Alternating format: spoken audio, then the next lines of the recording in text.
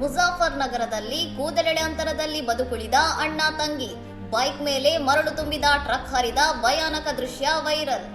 ದೆಹಲಿ ಡೆಹ್ರಾಡೂನ್ ರಾಷ್ಟ್ರೀಯ ಹೆದ್ದಾರಿ 58ರಲ್ಲಿ ಅಣ್ಣ ತಂಗಿ ಪ್ರಯಾಣಿಸುತ್ತಿದ್ದ ಬೈಕ್ಗೆ ಹಿಂದಿನಿಂದ ಬಂದ ವೇಗದ ಟ್ರಕ್ ಡಿಕ್ಕಿ ಹೊಡೆದಿದೆ.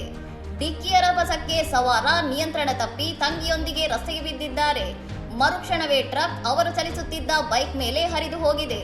ಅದೃಷ್ಟವಶಾತ್ ಇಬ್ಬರು ಬೈಕ್ ಬಿಟ್ಟು ರಸ್ತೆಯ ಪಕ್ಕಕ್ಕೆ ಬಿದ್ದಿದ್ದರಿಂದ ಪ್ರಾಣಾಪಾಯದಿಂದ ಪಾರಾಗಿದ್ದು, ಸ್ವಲ್ಪ ದರದಲ್ಲೇ ದೊಡ್ಡ ದುರಂತವೊಂದು ತಪ್ಪಿದೆ. ಸಹರಾನ್ಪುರದಿಂದ ಬರುತ್ತಿದ್ದ ನಿಯಂತ್ರಣ ತಪ್ಪಿದ ಟ್ರಕ್ ಬೈಕಿಗೆ ಡಿಕ್ಕಿ ಹೊಡೆಯುವ ಮುನ್ನ ಇತರ 2 ವಾಹನಗಳಿಗೂ ಗುದ್ದಿದೆ ಎಂದು ತಿಳಿದು ಬಂದಿದೆ. ನ್ಯೂ ಮಂಡಿ ಕೊತ್ವಾಲಿ ಪ್ರದೇಶದಲ್ಲಿ ನಡೆದ ಈ ಘಟನೆಯ ಸಿಸಿಟಿವಿ ದೃಶ್ಯಗಳು ಸಾಮಾಜಿಕ ಜಾಲತಾಣಗಳಲ್ಲಿ ಹರಿದಾಡುತ್ತಿದ್ದು, ಟ್ರಕ್ ಚಾಲಕನ ನಿರ್ಲಕ್ಷ್ಯದ ಬಗ್ಗೆ ಆಕ್ರೋಶ ವ್ಯಕ್ತವಾಗಿದೆ. ಇನ್ನಷ್ಟು ಸುದ್ದಿಗಳಿಗಾಗಿ ನೋಡ್ತಾ ಇರಿ ಸೌರಂ ಟಿವಿ.